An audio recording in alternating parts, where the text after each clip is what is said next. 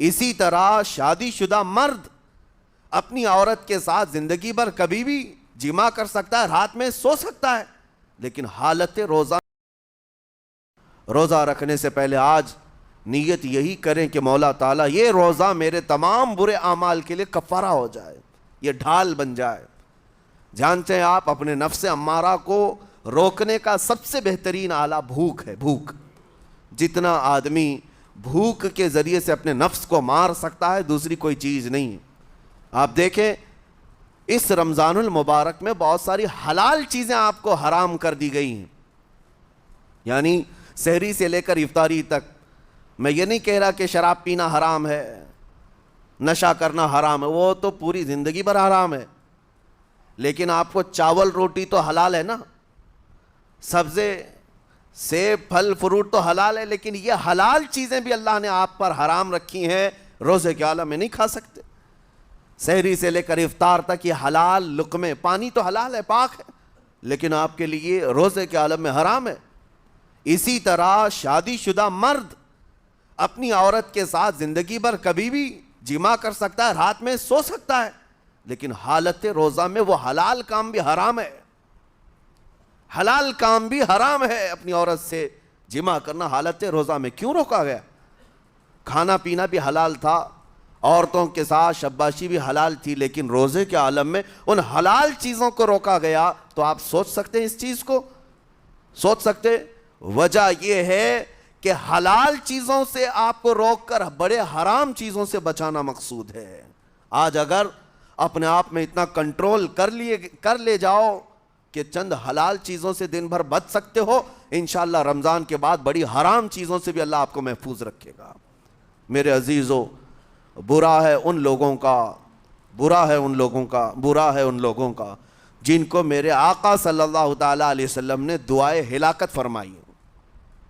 اس سے بدنصیب کوئی ہو سکتا ہے جن کے لیے رسول رحمت صلی اللہ تعالیٰ علیہ وسلم کی دعائے ہلاکت ہوئی ہو؟ حضور صلی اللہ تعالیٰ علیہ وسلم ایک دن مسجد نبوی شریف میں تشریف لے جا رہے تھے، منبر پر آپ نے قدم رکھا، آمین کہا، پھر دوسرے زینے پر قدم رکھا، آمین کہا، تیسرے زینے پر قدم رکھا، آمین کہا۔ خطبہ مکمل کیا، صحابہ نے پوچھا یا رسول اللہ صلی اللہ علیہ وسلم ہر زینے پر آپ قدم رکھتے ہوئے آمین کس لیے کہہ رہے تھے؟ سنو، رسول پاک صلی اللہ علیہ وسلم ارشاد فرماتے ہیں کہ میں جب پہلے زینے پر قدم رکھا تو سید الملائکہ جبرائیل امین آئے اور دعا کرنے لگے۔ کیا دعا کیا؟ یوں کہا، یا رسول اللہ صلی اللہ علیہ وسلم وہ شخص ہلاک و برباد ہو جائے جو آپ کا نام سنے اور پھر اس کے بعد درود نہ بھیجے۔ حضور فرماتے میں نے آمین کہا۔ حضور کا نام سنتے ہی آپ کی زبانوں پر درود آ جانا چاہیے۔ اللہم صلی علی سیدنا محمد وآلہ وصحبہ وبارک وسلم۔ میرے آقا فرماتے ہیں دوسرے زینے پر قدم رکھا تو جبرائیل امین نے یوں کہا، یا رسول اللہ صلی اللہ علیہ وسلم وہ شخص ہلاک و برباد ہو جائے جو زندگی میں اپنے ماں اور باپ میں سے کسی ایک کے بڑھاپے کو پایا اور ان کی خدمت کر کے جنت نہیں حاصل کر سکا بلکہ ان کو ایسے ہی چھوڑے رکھا، ایسا شخص برباد ہو جائے۔ حضور فرماتے میں نے آمین کہا۔ پھر جبرائیل امین نے کہا، تیسرے زینے پر قدم رکھتے ہی میرے آقا فرماتے ہیں جبرائیل نے یوں دعا کی کہ اے اللہ کے رسول وہ شخص ہلاک و برباد ہو جائے جو رمضان کا مہینہ پایا لیکن اس کا ادب نہیں کر سکا، اس کا احترام نہیں کر سکا۔ حضور فرماتے میں نے اس پر بھی آمین کہا۔ جس کی ہلاکت کے لیے جبرائیل امین دعا کر رہے ہوں اور اس دعا پر سید الانبیاء آمین کہہ رہے ہوں، ایسے شخص کی بربادی کا کیا انجام ہو سکتا ہے؟ وہ کتنا بد نصیب ہوگا۔ اسی لیے میرے عزیزوں، مسلمانوں میں یہ رواج ہی نہیں ہونا چاہیے کہ اٹھ کر کے پوچھتے رہیں روزہ ہے کہ نہیں ہے، روزہ ہے کہ نہیں ہے۔ مسلمان ہے تو روزہ ہے، اور یہ کوئی آپشنلی عبادت نہیں ہے کہ 4 رکھ لیا 2 نہیں رکھا، آپشنلی نہیں، یہ فرض عین ہے۔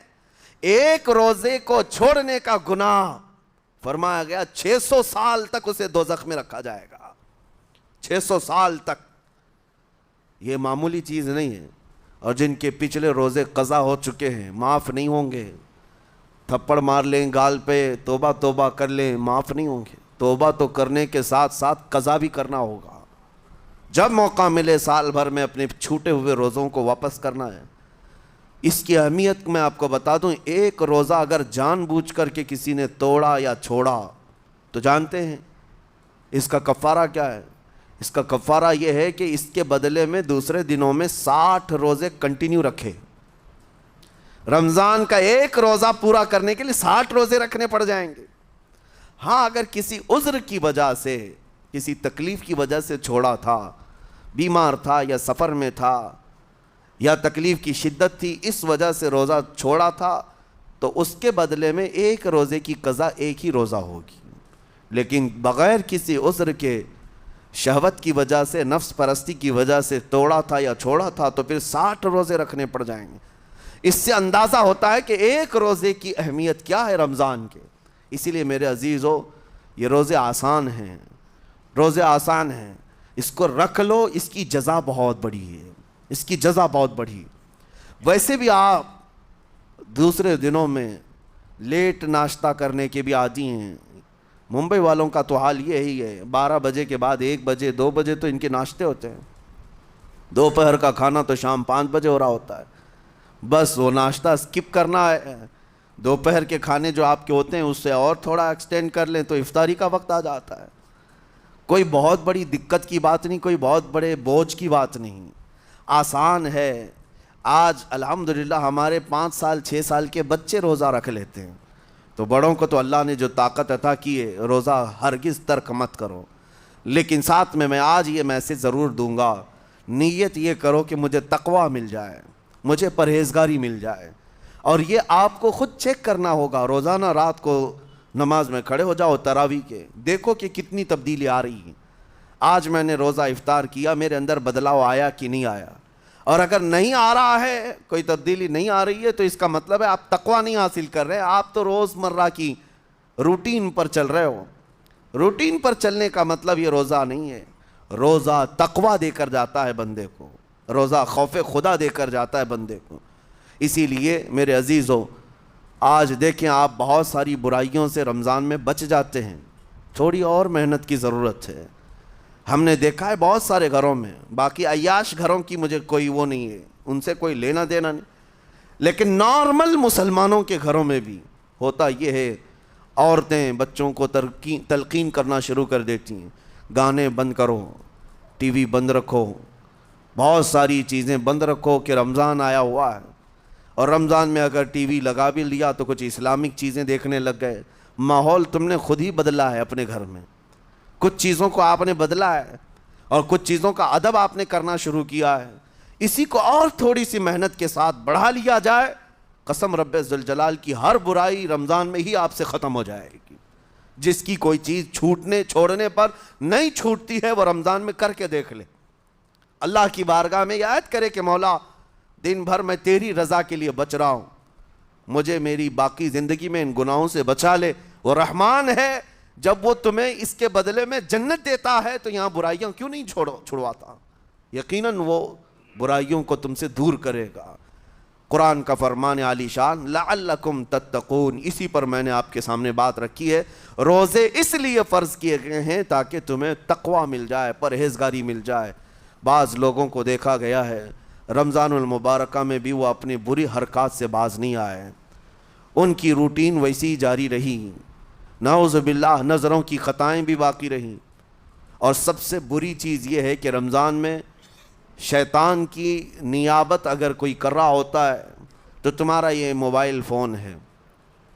اکثر لوگ یہ سمجھتے ہیں کہ اس موبائل فون کو ہم استعمال کرتے ہیں تاکہ ٹائم پاس ہو جائے, روزہ کا وقت قریب آ جائے. اس ٹائم پاس کے چکر میں تم کیا کیا دیکھتے رہ جاتے ہو اور کہاں تک یہ چیزیں پہنچاتی ہیں تمہیں اندازہ بھی نہیں ہوتا, احساس بھی نہیں ہوتا. تو تمہاری رہی صحیح عبادت کو بھی یہ ہضم کر جاتا ہے, کھا جاتا ہے. اس کے استعمال پر اگر کنٹرول ہے تو خوب استعمال کرو, لیکن کنٹرول نہیں ہے تو اے نوجوانوں اس کا بھی روزہ رکھو. اس انٹرنیٹ کی بلاؤں سے محفوظ ہو جاؤ.